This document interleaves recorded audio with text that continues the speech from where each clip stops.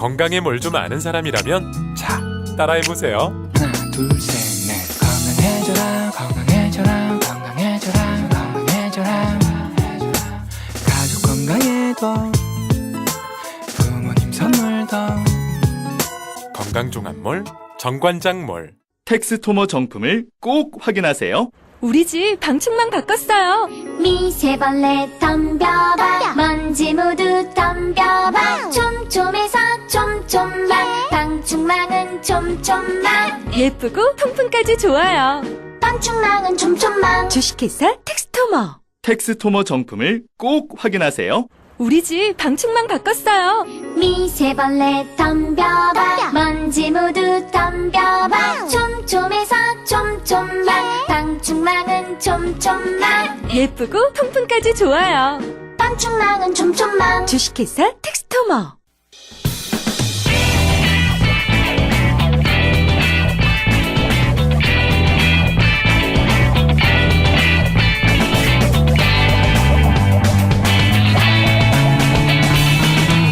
김어준의 뉴스 공장. 지난 25일 사드 배치 철회 미국 평화시민 대표단이 입국을 했습니다.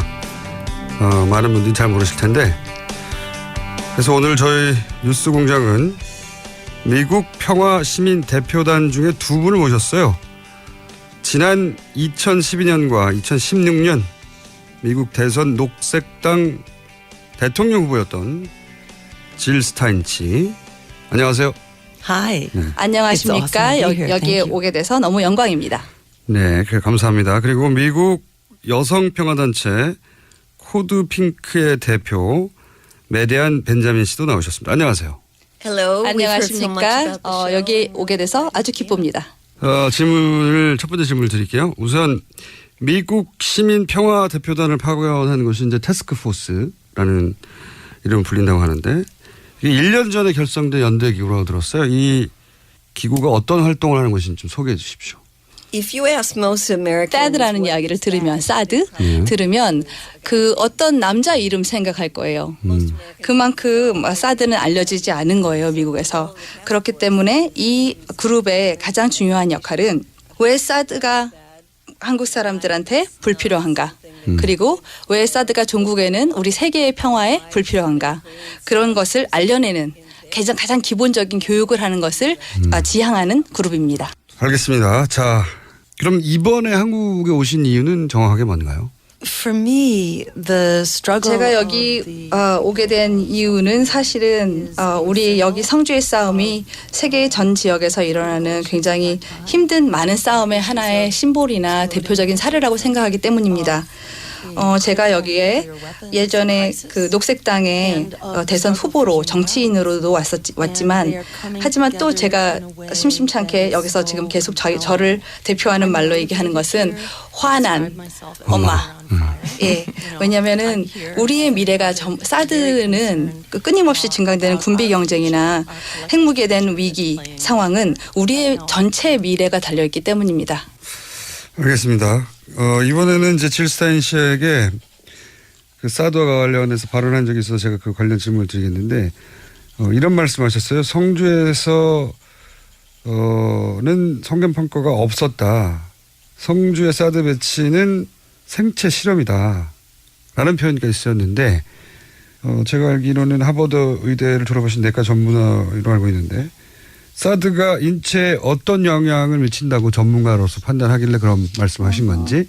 The only way to know is to do the. 그것을 알기 위해서 환경 영향 평가는 불가피합니다. 우선 알 방법이 없죠. 이 환경 영향 평가를 통해서 복잡하고 다양한 모델의 중층적인 환경 영향 평가를 통해서 사드가 우리의 생체 그리고 우리가 살아가고 있는 환경에 미치는 영향을 알 수 있습니다.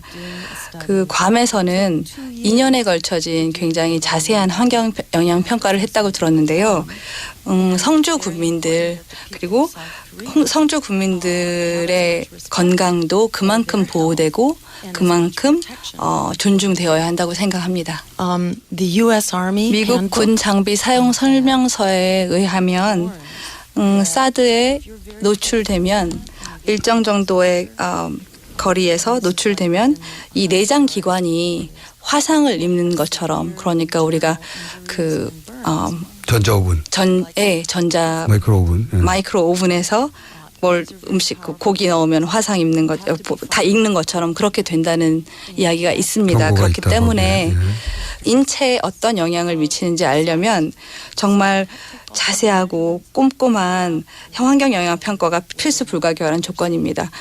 그리고 다시 한번 얘기 드리지만 한국민들은 환경 영향 평가를 우선 받아야 할 존중을 받아야 할 권리가 있습니다. 알겠습니다. 이번에는 메디아 벤자민 씨한테 여쭤보고 싶은데요. 트럼프 정부에 대해서 이런 말씀하셨어요. 빈곤 문제나 보건 기후변화, 교육에 사용할 예산을 군사 예산에 사용하고 있다.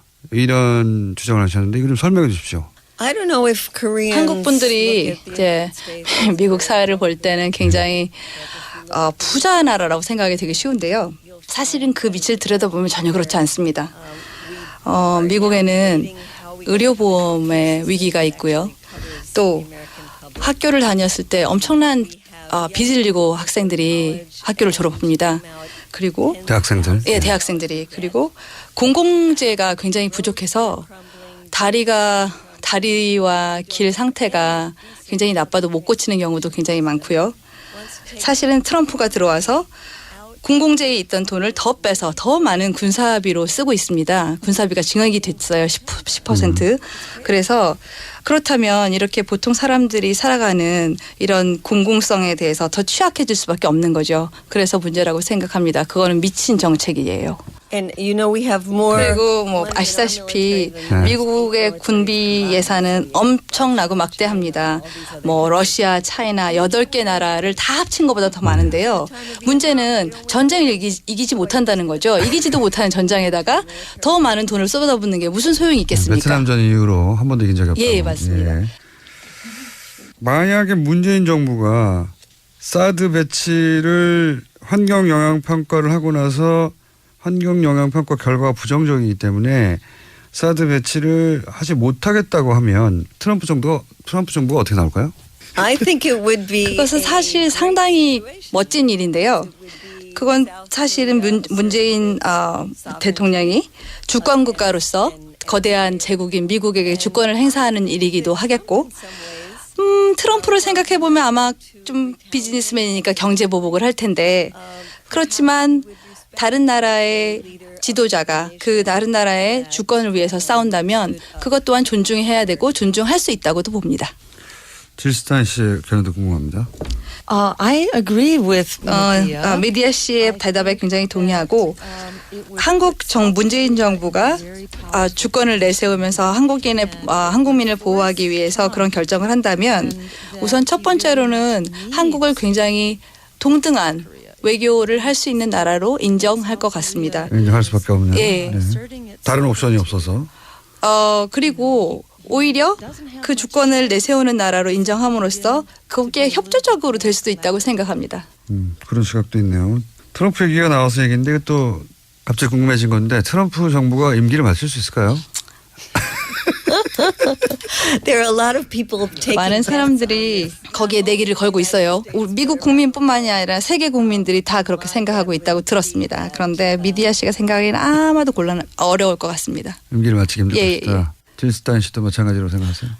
I think his term is already over. 벌써 트럼프는 레임덕을 겪고 있고 지금 예를 들어서 지금 그 트럼프의 가장 강력한 중요한 의제라고 할 수 있는 의료보험 개정안이 벌써 3번이나 의회를 통과하지 못했습니다. 그것도 굉장히 창피한 의결표의 차이로. 그리고 아무래도 그렇게 되면 우리는 한국민이 보여줬던 경로로 갈 수밖에 없을 것 같은데요. 이제 탄핵하고 그다음에 촛불의 힘으로 탄핵을 했듯이 우리도 그를 탄핵해야 하지 않을까 하는 생각을 하시고 계십니다. 자, 민주당도 싫어합니다. 그의 당인 공화당도 싫어합니다. 그리고 그의 가족들도 이제 서로 등을 지기 시작했습니다. 그렇기 때문에 별로 친구가 많이 없죠. 그러니까 점점 무너지고 있는 것 같습니다. 그 한국 촛불 집회에 대해서 몇 차례 언급을 하셨는데 언급을 하셨으니까 제가 한번 여쭤볼게요. 지난 겨울 내내 한국에서의 촛불 집회에 대해서는 어떤 인상을 가지고 보셨고 그 결과에 대해서는 어떻게 평가하시는지. We have seen in the 지난 last 몇 년간 우리는 세계 여러 지역에서 민중이 일어나서 항쟁을 하는 것을 봤죠. 그런데 뭐 아랍 스프링이나 스페인이나 그리스 여러 군데서 봤습니다. 특히 한국 같은 경우는 부패하고 시민의 대표성이 없는 정부를 스스로 끌어내리고 보다 민주적이고 시민을 대표하는 정부로 바꿔내는 이러한 거대한 촛불의 물결을 보고 정말 전 세계 시민들은 큰 영감을 얻었다고 할 수 있습니다. 특히나 많은 시민들이 비폭력적으로 자신의 의사를 전달하고 민주주의를 수호하려는 움직임은 사실은 큰 감명이었습니다. Medea said it beautifully. I would only add 미디아 씨가 벌써 너무 멋있게 얘기해 주셨는데요. 사실 촛불 항쟁은 계속되고 있습니다. 김천 촛불 집회에 갔다 왔는데 거기서도 계속해서 시민의 목소리가 빛나고 예전의 촛불 집회가 부패한 정권에 대한 반대로 시작이 되었다면 지금의 촛불 집회는 군사주의와 그리고 주권을 찾아가는 시민의 행보라고 볼 수 있습니다. 이들을 통해서 전 세계 시민들은 미래가 시민의 손에 달려 있고 평화와 정의와 민주주의를 우리가 지켜낼 수 있다는 큰 힘을 받았습니다. 그리고 한국민들은 촛불 집회는 이런 영혼들을 끌어내는 견인하는 역할을 했다고 볼 수 있습니다. 미국인들은 트럼프가 당선되고 나서 뭔가 좀 비현실적이라고 생각하지 않느냐고. 저희가 한국 사람들이 보기에는 굉장히 비현실적으로 보이거든요. 그 만화에서 일어나거나 TV쇼에서 일어날 일인데 진짜로 막 일어나니까 굉장히 비현실적이다. 근데 미국인들이 실제 자신의 대통령으로 트럼프를 바라보는 마음은 어떤 건지. the American political system has been 미국식 민주주의는 붕괴 직전입니다. 많은 미국 사람들이 사실은 이당 독재라고 하는 이 시스템에 대해서 환멸을 느끼고 이제 믿지를 점점 이렇게 불신을 하게 되었는데 특히나 그렇기 때문에 사실은 트럼프를 찍었던 사람들이 트럼프를 찍은 게 아니라 힐러리를 반대해서 찍었다고 생각하시면 맞습니다. 그래서 제3의 후보들에 대한 관심이 많이 있었으나 저 같은 제3의 후보들이 미디어나 여러 가지 언론의 주목을 거의 받지 못했습니다. 그래서 미국민들은 거기에 대해서 알지도 못했었고 트럼프가 대통령이 된 지금 미국은 앞으로 나아질 길밖에 없다. 이렇게 생각하시면 되고 굉장히 다이내믹한 운동성을 가지고 있습니다. 그러니까 잘 지켜봐 주십시오. 한 가지 더 얘기하고 싶은 건 유명한 소설가이자 시인 앨리스 워커 씨가 한 말인데 민중이 가장 쉽게 자신의 힘을 정치력을 포기하는 것은 자신이 힘이 있다는 걸 모르는 것이다. 그렇게 말씀을 하면서 마치고 싶습니다. 그 미국 일반 대중이 탄핵이라는 것에 대해서 가능하다고 생각을 하나요? Oh yes, it's very popular. 당연합니다. 굉장히 탄핵이라는 것에 사람들이 좀 더 적극적으로 반영하기 시작하고 트럼프가 트위트를 하나씩 더 날릴 때마다 사람들은 거기에 더 많이 결합하고 가까이 갑니다. 이제 한국에서 사드를 찬성하는 사람도 물론 있어요. 한국에서도. 그리고 반대하는 사람들도 있습니다. 그러니까 한국에서 사드 배치를 반대하는 사람들하고 지금 미국에서 이제 사드 반대 연대가 앞으로 이 싸움은 적어도 환경영향평가가 끝날 예정인 대략 뭐 1년여 정도는 더 이어질 수 있을 것 같은데 1년 동안 어떤 일을 함께 할 수 있을까 거기에 대한 아이디어가 있으신지. There's a very powerful movement here. 김천과 성주 그리고 성주 원불교 지부에서 보여줬던 주민들의 용기는 사실 굉장히 전염성이 강했습니다. 이 전염성을 가지고 우리가 돌아가서 우선 몇 가지 할 수 있는 아이디어 중에 하나는 첫 번째는 세계 동시다발적인 곳에서 시위를 한다. 예. 두 번째는 뭐 성주하고 미국하고 동시에 한다든지. 그렇죠. 예. 미국의 여러 도시에서도 함께. 그다음 두 번째는 군수복합체나 아니면 다른 이런 사드나 이런 여러 가지의 무기를 만드는 그런 곳에서 투자를 셰어홀더들이 주주들이 투자를 철회하는 투자 철회 운동을 벌인다. 그렇지만 주주들이라고 해서 뭐 돈이 많은 사람만 있는 건 아니에요. 왜냐하면은 연금을 받는 사람들은 우리의 돈이 어딘가로 항상 주주의 몫으로 투자가 되고 있기 때문에 모든 사람들이 참여할 수 있는 운동입니다. 자, 오늘 말씀 감사하고요. 그러면 여기까지 하겠습니다. 지금까지 사드 배치 철회 미국 평화시민 대표회 질 스타인 씨 그리고 메데아 벤자민 씨였습니다. 감사합니다. Thank you so much. 감사합니다. Thank you so much. It's great to be on with such a famous person. 감사합니다. 이렇게 유명한 사람을 만나 뵙게 돼서 감사합니다. Thank you. Okay, good. 네. 미국에도 이런 목소리가 있습니다. 뉴스공장은 사드 배치 관련해서 결론이 나기 전까지 전 세계에 다양한 목소리를 담아보겠습니다. 그리고 이 두 분에게는 제가 한국에서 굉장히 유명하다는 걸 분명하게 인식시키고 돌려보냈습니다. 그리고 지금 방금 들어온 소식인데 서울, 경기, 인천, 강원은 제외하고 호우주의보 왔네요. 예, 알려드립니다.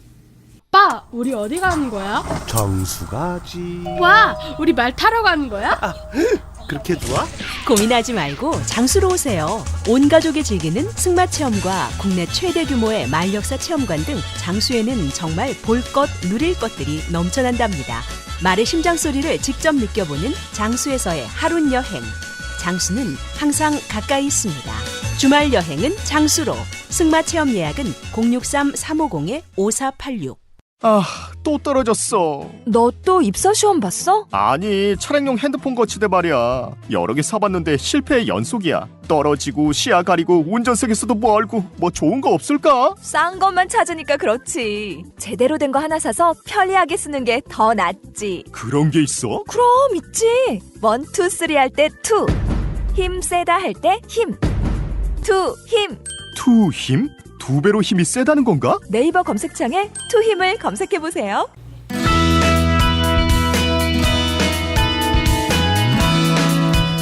북한의 ICBM급 미사일 도발을 계기로 미사일 지침 개정 협상을 개시하기로 했습니다. 이게 어떤 의미일까요? 경남대 극동문제연구소 김동엽 교수님 모셨습니다. 안녕하십니까? 예, 안녕하십니까? 직접 스튜디오 나오셨는데 저는 아니 이런 시간에 여기까지 직접 나오셨나 했더니 바로 앞에 JTBC 갔다가 가까워서 코앞이거든요. 건물이. 예. 뛰어오면 약 2분 정도 걸립니다. 뛰어오셨습니까? 늦었습니다. 네, 약속한 시간보다 늦게 오셨는데 자, 첫 번째 질문은 그 미사일 지침 개정 얘기하기 전에 일단 북한의 노림수는 뭐라고 보십니까? 군에 계셨던 분으로서. 김일성, 그러니까 핵을 만드는 이유 그리고 지금 이제 계속 미사일을 쏘는 이유가 조금 다를 수는 있는데 큰 틀에서 놓고 보면 김일성 때, 김정일 때와 김정은 때는 조금 다르다고 봅니다. 그 당시에는 딜을 하는 어떤 협상의 조건, 그다음에 지렛대로 사용했는데, 카드로 사용했다고 이렇게 볼 수도 있지만 지금 김정은 시기 때는 명백히 보면 생존 그 자체, 그러니까 그 보유 그 자체를 갖고 가고 있는 것 같아요. 저는 이거를 딜을 해서 양보를 하겠다는 개념보다는 이 지금 북한이 갖고 있는 어떤 자신들의 안보적 위협, 우려 이런 상황보다는 영구적으로 보유국이 되겠다라고 해서 최소한의 자신들의 안전을 보장할 수 있는 최소한의 핵 억지력, 그 핵탄두는 보유하고 가겠다라고 하고 그것을 인정해 달라. 그러면 사용하지 않겠다. 그러니까 어떻게 보면 미국과 인도 방식이라고 해야 될 수도 있겠고요. 이런 것들을 통해서 자신들의 어떤 생존, 정권의 영구화 이런 것을 추구하고 있는 것이 아닌가라고 생각을 하고 있습니다. 예. 그 소위 서방 국가가 핵을 먼저 보유한 다음에 중국이나 다른 나라들이 핵을 보유하는 과정을 보면 비슷했어요, 사실. 그렇죠.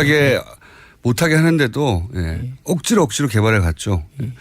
북한도 그 코스로 지난 한 15년, 20년간 걸어왔고 이제는 사실상 핵 보유국이라고 선언하는 거죠, 사실은. 본인들은 예. 선언했고 헌법에까지 지금 뭐 명시하고 있기 때문에. 예. 예. 사실상 핵 보유국이고 우리나라는 핵 보유국이라고 사실 인정하는 기사나 내용은 별로 없는데 그 뭐 서방에서 보면 핵 보유국을 인정해야 된다고 하는 예. 그런 주장들도 많이 나옵니다. 예. 자, 협상력을 극대화하기 위한 거다. 핵 보유국이 됐다. 그리고 협상이라기보다는 한판 대결이죠. 어쩌면 이게 협상이 될 수도 있고 뭐 다른 것도 될 수 있으니까 단순히 협상이라는 딜을 하기 위한 어떤 칩으로 보기는 좀 어려울 것 같습니다. 지렛대 이상으로 예, 핵 보유국임을 선언하기 위한 것이다. 또 하나는 이제 북한 얘기하면 항상 중국 얘기 나오는데요. 근데 이게 아주 묘한 시점에 이걸 발사했습니다. 굳이 꼭 이때 했어야 하는가 하면 굳이 꼭 이때 했어야 하는 북한의 이유가 있겠거니 할 수밖에 없는. 왜냐하면은 중국 정부가 인민해방군 창건 90주년. 근데 열병식을 굉장히 이례적으로 치렀어요. 예. 뭐 36년 만에 어떻게 했다느니 천안문 아닌 곳에서 했다느니부터 시작해가지고 굉장히 신경을 많이 쓴 대대적인 열병식을 했는데 그 직전에 쐈잖아요. 그렇습니다. 예. 그 새벽에 왜 이랬을까? 이유 없이 하진 않으니까 북한은 보통 이런 일을. 뭐 저는 이번에 발사 자체가 중국의 열병식 하고 이제 아주 직접적인 연관성을 가지고 싶지는 않습니다. 사실은요. 뭐 그 전날이 7월 27일 날이 또 북한이 이야기하는 자신들의 뭐 승전 기념일, 우리가 정전협정 체결일이죠. 그러면 그 딱 중간에 쏜 건데 어떠한 더 특정한 사건이나 행사를 가지고 이렇게 했다는 점도 분명히 있지만 실제 이거는 기술적인 차원에서 필요했기 때문에 분명히 한점이 있습니다. 그러나 기술적인 이유는 뭡니까? 그러니까 7월 4일 날 보여준 것에 좀 부족한 면이 분명히 있었던 거거든요. ICBM이 아니냐에 대한 논란이 있었고 사실은 그런 점이 있었기 때문에 분명히 이번 발표는 북한에서도 ICBM 맞는 사거리대를 분명히 보여줘라. 라고 하고 더 높이 올라갔죠. 예, 더 높이 올라갔고 이게 뭐 지난번하고 다르게 뭐 제가 생각을 해도 한 10,000 정도 날아가니까 완전히 이번에는 뭐 누가 ICBM이 맞냐에 어떤 그런 논란이 안 일으키는 사거리를 보여준 것이죠. 예. 그런데 이러한 것을 행동을 할 수 있는 것은 방금 말씀하셨듯이 국제적인 여건이라든가 주변 환경이 도와주기 때문에 가능하다는 것이죠. 북한이 명분도 없이 또 국제사회의 어떤 주변 여건이 좋지 않음에도 불구하고 쏘지는 않거든요. 예. 그러니까 지금 보면 중국은 자기 편이 될 수 있다고 생각하는 거고요. 꼭 자기 편이 아니더라도 자신이 이러한 행동에 대해서 크게 딴지거지는 않을 것이라는 것이 보이는 거죠. 지금 이제 사드 문제가 있지 않습니까? 그 다음에 미국과의 어떤 갈등 문제도 있고. 그러니까 사드 때문에 미국과 중국이 이렇게 대결 양상이 있으니까. 그렇죠. 요 찬스에 쏘면은 중국이 압박만 할 수는 없을 것이다. 그렇습니다. 판단. 예. 그리고 뭐 심지어 러시아까지도 이번에 그 하원에서 그 북한 제재 법안을 나올 때도 이게 북한 제재 법안이라고 보기보다는 러시아, 이란, 북한을 이렇게 포괄적으로 했거든요. 그러니까 러시아가 더 큰 겁니다, 사실은요. 그러니까 러시아 입장에서 이제 화가 나서 푸틴이 막 화를 내고 했거든요. 이런 측면에서 보면 상당히 이 국제적 여건이 자기네들 그닥 불리하지 않은 여건을 만들어 준 것이고요. 그다음에 또 한 가지는 이제 8월 달에 한미 연합 훈련이기 때문에 상당 부분 명분적 측면에서도 지금 시기에 한번 해주는 것이 이것이 아주 뭐 좋은 것이죠. 예. 북한 입장에서 보자면. 예, 북한 입장에서 보면 그렇죠. 우리 이미 핵을 보유했고 이건 ICBM급이 맞아. 그리고 보니까 러시아나 중국이 우리 쪽 사이드에 조용히 서줄 것 같은데 뭐 이런 판단에 섰다. 예. 편은 안 해도 또 딴지만 걸면 되거든요. 그게 편이죠 뭐. 하여튼 그런 판단에 섰을 것이다. 예. 자, 그런데 저는 이제 이 북핵 얘기만 나오면 사드 얘기로 하는데 사드 얘기를 항상 논의가 넘어갑니다. 바로. 그렇습니다. 북핵을 사드로 막을 수 없는 거 아닙니까? ICBM도 사드로 막을 수 없는 거죠.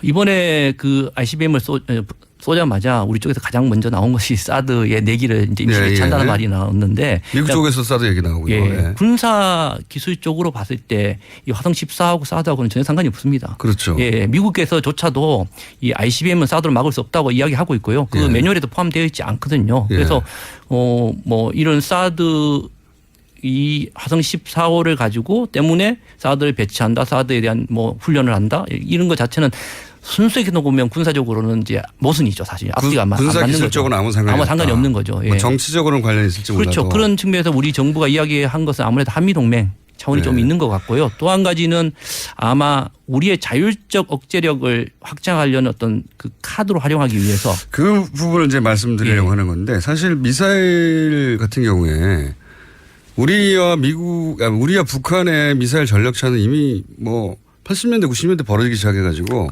까마득히 그러니까 우리는 왜 ICBM 못해 막 이런 얘기 많이 하는데 기술이 부족했던 게 아니라 못하게 한 거 아닙니까? 정확히 말씀드리면 기술보다는 이제 어떠한 그 미국으로부터의 어떤 그 가이드라인이 있었기 때문에 가이드라인 참 기분이 나빠요. 지침. 예. 미국의 지침 때문에 개발을 그렇죠. 못한 거 아닙니까? 그런데 이 지침이라는 단어 자체도 사실 거부감이 분명히 있고요. 그러다 보니까 이것을 우리는 북한은 우리 한국도 그렇고 미국도 그렇고 이거를 지침 가이드라인이라고 하지 않습니다. 이거는요. 우리가 이제 통상 지침이라고 우리가 이야기를 하고 심지어는 뭐 협정 이야기했는데 전혀 협정도 아니고요. 이것은 공식적으로 어떻게 되어 있냐면 한국이 미사일 능력을 이렇게 하지 않겠다고 자율적으로 선언한 거라고 이야기합니다. 자율적으로 이행하겠다는 자율규제 형식이라고 자율지침. 자율지침입니다. 네. 그러니까 말이 안 되죠. 안 되죠. 네. 그러니까 그러면 미국이 전혀 압력이라고 표현하기 어떤 미국과 협의가 없었는지 전혀 아니거든요. 사실은 그러니까 압력이죠 그게. 미국과 엄청난 그 협상이 이루어집니다. 그 속에서 딱 문구가 만들어지고 되는 것인데 그냥 그러나 발표하는 형식은 전혀 미국은 빠지고 자율적으로 우리는 이렇게 미사일을 제한하겠다는 정책적 선언적 측면에서의 어떤 자유규제 형식을 갖고 있고 또 법적으로 규제 없다고 이야기하는 게 이 한미 미사일 지침의 기본적인 성격이라고 이야기하고 있는 거죠. 법적인 지침도 없고 자율적으로 하는데 북한은 90년대 이미 90년대 초반에 막 1,800, 2,000km 가까이 날리는데. 그렇죠. 예. 우리는 180km 날리고 지금 10,000km 날린다는 상황에서 우리는 800km가 한계잖아요. 그렇습니다. 이거는 기술의 문제가 아니라 진작에 개발했겠죠. 냅뒀으면은 진작에. 그런데 이 소위 지침, 자율지침 때문에 개발을 못한 것이고 이 기회에 거기 앞에 싣는 탄두의 무게도 제한하지 않습니까? 너무 파괴력이 큰 건 못하게 하고 멀리도 못 날아가게 하고 이게 미국의 지침 아닙니까? 지침.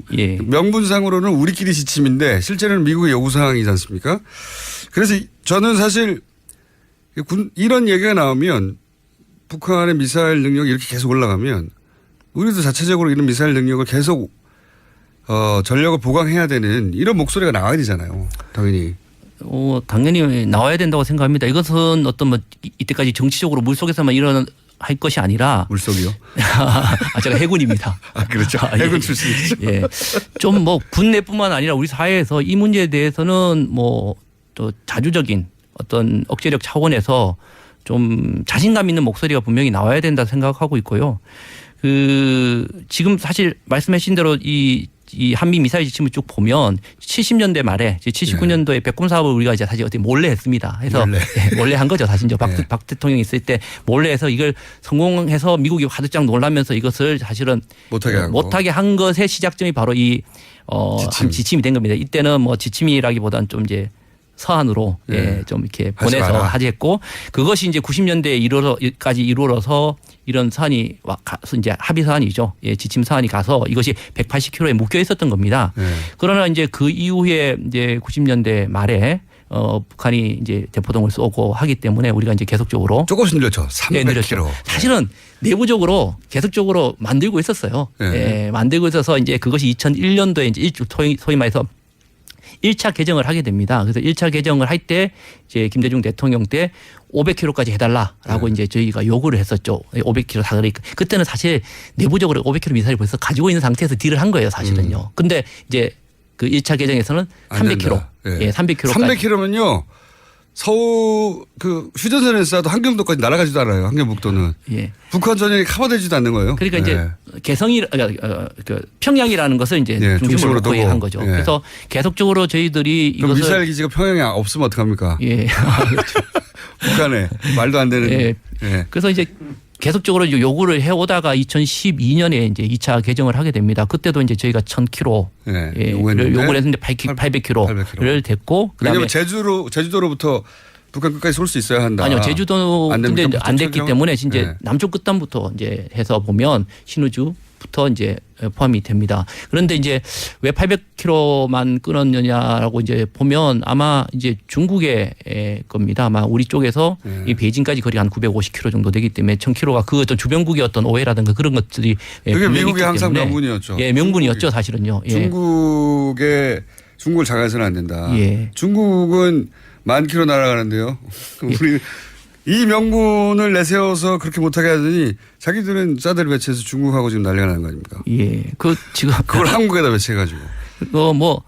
이 한미 미사일 지침 자체가 아까 앞서 말씀드렸듯이 우리가 자율적인 규제 형식 그러니까 뭐 법적인 것이 없는 정책적 선언이라는 것은요. 한편으로 보면 거짓말이죠. 거짓말. 예, 미국 입장에서 보면 우리가 미국이 이렇게 좋게 설명을 하면 미국 입장에서는 비확산, 그러니까 이런 무기 체계가 확산되는 것을 방지를 하는 차원에서 자신들이 대신 자기들 무기를 사라. 그렇죠. 예, 그렇죠. 예. 니네가 개발하지 말고 기술력은 있지만 개발하지 말고 왜냐하면 중국 자극하니까 우리 거 사 그냥. 예. 우리가 봐줄게 이거 아닙니까? 그러니까 숨겨진 모습은 그거죠. 사실은요. 자신들의 무기에 관련된 가장 컸지만 겉으로 드러난 것은 비확산에 관련된 문제를 통해서 우리는 비확산에 대한 것을 너희는 지켜주면 우리가 보호해 주겠다라고 우리 명분을 팔아주고 해서 팔아주고 이런 그림을 그렸던 거죠, 사실은요. 기본 구도가 여기인데요. 자, 이 주제는 저희가 이제 잠깐 맛배기를 했고요.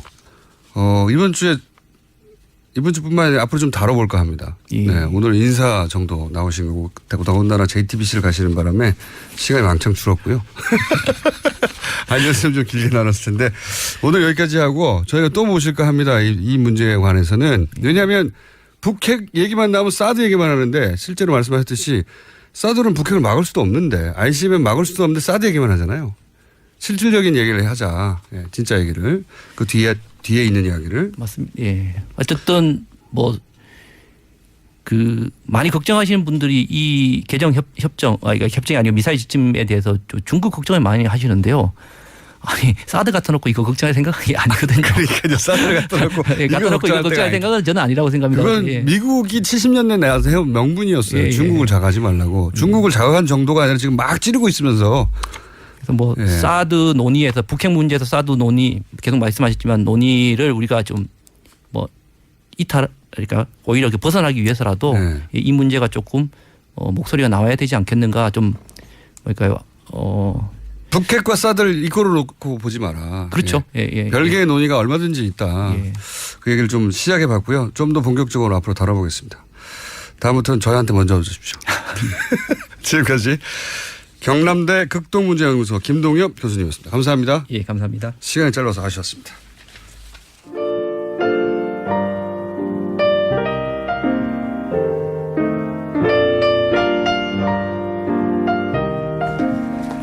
자, 불친절한 AS 원어민 목소리를 키워주세요. 오늘 미국의 평화단 영어로 듣고 싶으신 분은 TBS 영어 방송 들으시면 됩니다. 네, 거기 원어로 그냥 나가니까. 그리고 저희가 이런 조사를 한번 해볼까 합니다. 택시 기사분들이 과연 우리 방송을 얼마나 들을까. 근데 이 조사는 아무도 안 해줘가지고 저희가 조사원들을 모셔가지고 직접 거리로 나가서 택시 기사분들에게 무슨 프로를 많이 듣나 조사를 해볼까 합니다. 네. 택시 기사분들은 어디 가면 조사원들이 한꺼번에 많이 발견할 수 있죠? 네. 기사식당인가요? 조만간 시작할 텐데 그 전에 주변에 나는 듣는데 옆에 기사분들은 안 듣는다 그러면은 혼군용을 내주시고 조만간 달려가겠습니다. 자, 김호준 씨 원래 비호감이었는데 팬이 됐어요. 예, 말을 깔끔하게 하시는 스타일이 아니라서 인내심이 필요했는데 듣다 보니까 이제 팬이 됐네요. 예, 그렇습니다. 중독됩니다. 이제 못 떠나요. 그 외에 그린랜드 이그립 캠프 빙하 시추하고 있는 분 누가 멀리 있었나. 이번 주에는 저희가 발표합니다. 자, 여기까지 하겠습니다.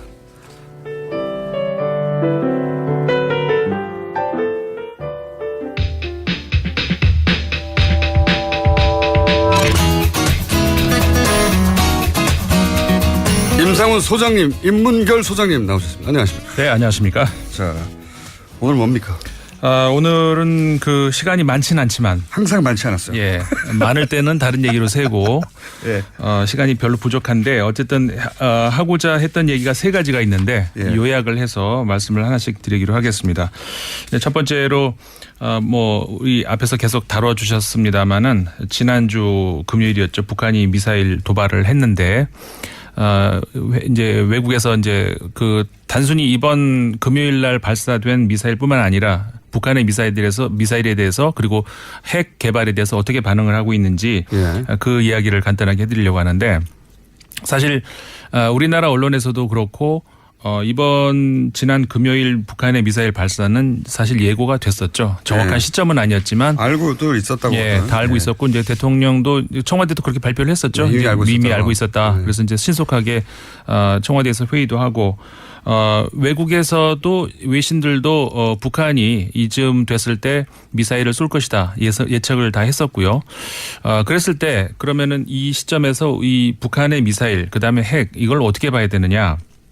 사실상 우리 보도가 됐었죠. 그 지난 금요일 밤에 쐈던 미사일은 거리상으로는 미국 동부까지도 날아갈 수 있는 그 기술이 거의 이제 왔다.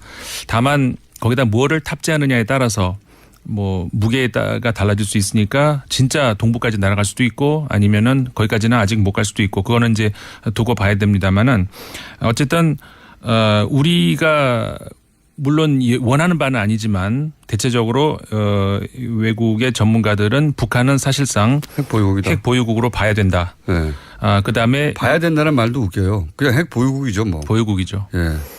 그리고 미사일 수준도 ICBM을 개발을 성공했다라고 봐야 된다. 예, 사실상 그거는 아직은 거기는 약간 분분하더라고요. 그렇죠. 그래서 이제 그렇게 봐야 되는데 그러면은 여기서 사실은 우리가 이제 생각을 해야 되는 것이 계속 우리가 눈을 가리고 귀를 막고 아니다 북한은 없어 이렇게 전략을 계속 거기에 머물러 있어야 되느냐. 우리가 바라는 것 바라지 않는 것 다 문제하고 그다음에 현실적으로 냉정하게 판단을 해야 될 문제는 별개잖아요. 그랬을 때 전략을 어떻게 해야 되는 것이냐. 이제 이 문제. 그다음에 지금까지 그럼 북한이 이렇게까지 만들어 놓게 된 그 책임을 어디다 물어야 되느냐. 이런 사실 우리 얘기도 같이 해봐야 되지 않겠습니까? 그래서 북한이 이렇게까지 핵 개발 그다음에 미사일을 개발하게 놔둔 과연 책임이 어디 있냐. 최근에 이번 주입니다. 미국의 시사 주간지죠. 타임즈에 실린 글이 있습니다. 전 타임즈 편집장이 쓴 글인데 옛날 주한 미국 대사였죠. 그리그 대사를 인터뷰를 해가지고 이제 쓴 글이었는데 역설적이지만 북한하고 대화를 해야 되는 시기가 바로 지금이다. 그 무슨 소리냐. 사실 우리가 이제 대화를 한다고 얘기하면은 그냥 친한 사람하고 하는 것으로 생각을 하지 않습니까? 근데 그런 게 아니라는 거죠. 대화는 전시에도 해야 되는 것이고, 대화를 하는 목적은 저 사람이 무슨 생각을 하고 있을까. 사실 친한 사람은 텔레파시로 다 통하지 굳이 대화할 필요 있습니까? 나하고 뭔가 소통이 안 될 때 하는 것이 대화이기 때문에 나하고 뭔가가 부딪히고 있다라고 하는 사람은 특히 대화를 해야 된다 이런 취지고 그다음에 이 그리그 전 대사가 CIA 31년 동안이나 CIA 출신이죠. 이 대화가 가장 정확한 그 정보 소스다 이런 얘기를 했어요. 그래서 그 대화라고 하는 것에 대해서 우리가 오해를 하는 부분이 있는데 대화는 선택의 문제가 아니고 그러니까 제재냐 압박이냐 이런 건 선택의 문제죠. 그렇게 할 것이냐 아니면 화해를 할 것이냐 그건 선택의 문제지만 대화라고 하는 것은 그 제재와 압박과 사이에서 취사 선택이 하는 문제가 아니라 이건 계속 해야 된다는 그런 문제 그런 것들이 지금 이번 주 타임즈에도 실렸지만 이것만 제가 소개를 해드렸습니다만은 최근 들어와가지고 외신에서 계속 그렇게 이제 나오고 있다는 거. 너무 당연한 것이 전쟁할 때 끊임없이 물밑에서 대화하는데 우리나라 정부뿐만이 아니라 미국도 지금 완전 차단이 돼 있어요 북한하고. 그러니까 북한 지난 10년간 보수 정권에서 특히 이제 박근혜 정권 들어와서는 완전한 차단이 이루어졌거든요. 완전한 차단. 그래서 설마 뭐 한 라인 하나 정도는 있겠지 생각하시는 분도 있는데 없어요. 예. 없기 때문에 북한과에 대한은 지금은 군사분계선에서 확성기로 합니다. 그렇죠. 네. 이게 지금 상황이 그렇게 네. 만들었어요. 맞습니다. 그다음에 그러니까 그런 대화의 경우는 말이 되나, 진짜. 우리 한 9년 동안에 이제 우리 정부도 책임이 있는 것이고 사실상 그다음에 그 북한의 핵 개발 그다음에 미사일 개발은 우리 정부 책임이라기보다는 미국 정부의 책임이라고 봐야 되는 것이죠. 그게 아주 큰데 그 얘기는 너무 긴 이야기이기 때문에. 네. 네. 그러니까 2003년 이후로 그러니까 2002년도에 악의 축이라고 이제 이야기를 했죠. 부시 대통령이. 그러면서 2003년 이후로 완전히 북한과의 모든 어떤 그런 대화가 단절이 되고 있게 되면서 결국은 여기까지 온 건데 그 책임은 어쨌든 간에 미국 정부에 물을 수밖에 없고요. 사실 과거에 64년도였었죠. 64년도에도 비슷한 일이 있었습니다. 그때는 중국이었는데 중국이 처음 핵실험을 할 때도 대만이 난리가 났었죠. 이거는 군사 조치를 해야 되는 거 아니냐. 하지만 미국이 그때도 할 수가 없었죠. 어떻게 군사 조치를 하겠습니까? 전쟁인데요, 그러면. 예, 지난 24일자인데 그 프랑스의 레제코라는 신문이 있습니다. 그 신문에서 이제 보도를 한 것이 이제 그것이었는데 50년 전에 그랬듯이 지금도 미국 역시 아무것도 할 수 있는 것이 없다. 결국은 군사 조치를 어떻게 하겠습니까? 할 수 있는 것은 없고 그 전에 그 압박하기 전에 이 사람들이 무슨 생각을 하고 있는지를 봤어야 되는데 그걸 놓친 것이 결국은 이렇게 실패로 온 것이고 뭐 감수를 해야 되겠습니다. 어떻게 하겠습니까? 여기서 다시 새로운 대책을 세워야 되는 것이고.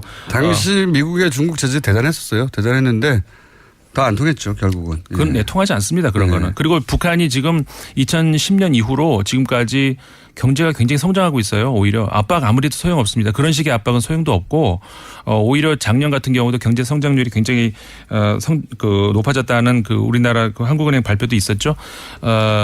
그러면서도 핵 개발하고 제재가 결국은 통하지 않았다는 것을 우리가 인정을 할 수밖에 없다. 대화를 단절하고 제재하는 것으로 핵을 포기한 나라가 어디 있습니까? 그렇죠. 역사적으로도 없어요. 근데 그런 전략으로 일관했고요. 지금까지는 이제 대화를 재개하겠다는 건데 물론 대화만으로도 안 되니까 여러 가지를 동시로 사용해야 되겠죠. 네, 이 이야기는 앞으로도 계속 이제 이어나가야 될 이야기고. 그다음에 또 하나 제가 말씀을 드리려고 했던 거 이것도 우리나라에서 지금 굉장히 큰 이슈죠.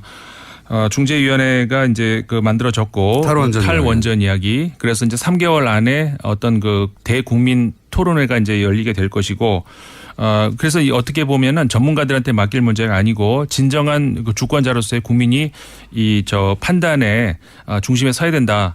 그래서 이제 모든 국민들이 관심을 가져야 하는 그런 시점이라고 생각이 됩니다. 그래서 다양한 이야기들이 나오죠. 보수 언론에서도 나름대로의 분석과 비판과 이제 감시가 나오고 또 진보 언론에서도 그리고 뭐 시민단체에서도 많이 나오는데 최근에 중국 그리고 일본, 러시아 이런 나라들이 원전을 굉장히 강화하고 있고 그러는 우리나라가 이제 그 와중에서 원전 강국이었는데 이걸 우리가 다 포기하는 것 아니냐. 이렇게 이런 마당에 다른 수출은 어떻게 하겠느냐. 이런 이제 비판들이 나옵니다. 근데 중국이 워낙 큰 나라이기 때문에 당연히 원전을 지금 많이 확산을 하고 있죠. 그것도 하고 있는 건 맞습니다만은 동시에 태양광, 재생에너지. 예, 재생에너지 태양광 얘기했잖아요. 태양광에 투자하는 것이 세계 1위예요. 네. 미국이 원래 1위였는데 트럼프가 이러고 있는 사이에 중국이 넘어섰거든요. 그래서 우리 지난주에 이 태양광 패널을 어디다 설치할 수 있는가 이 얘기 많이 했었잖아요. 네. 중국에서 기발한 아이디어가 있어요. 지금 처음 생긴 건 아니지만 호수에다가 물 위에다가 이 패널을 쫙 띄우는 겁니다. 물 위에? 네, 물 위에. 호호. 그러면 정말 좋은 것이 이게 화이난시에서 있는 큰 호수에다가 이제 만든 예가 하나가 이제 미국 언론에 소개가 됐는데 호수에다 가면은 우리 지난주에 공장장님 우리 고기 먹으면서 그 얘기했었잖아요. 사막에 만들면 좋은데 모래가 덮으면 어떡하느냐. 네. 모래 쓸어내고 해야 되지 않겠냐. 물 위에는 그럴 일이 없죠. 그리고 물로 바로바로 닦아낼 수가 있고 먼지가 쌓일 일이 없습니다. 그리고 그러니까는 어떻게 성공했나요, 근데? 네, 그럼요. 거기서 주변 도시의 웬만한 소도시의 전기, 그러니까 민간인들 에어컨 켜고 뭐 이런 정도까지 다 확보될 정도의 전기가 확보가 된다 그래요. 그러니까 이 부분은 소장님, 네. 시간이 다 됐어요. 네, 그래서 중국의 태양광 에너지가 얼만큼 발전하고 있는지도 우리가 눈여겨봐야 된다 이런 얘기 드리고 싶습니다. 이 문제는 임상훈 소장님의 아젠다에 그래서 계속 네. 완전 이야기는 해나갈 것 같습니다. 자, 인문연구소 임상훈 소장님이었습니다. 감사합니다. 네, 감사합니다. 김어준이었습니다. 내일 뵙겠습니다. 안녕.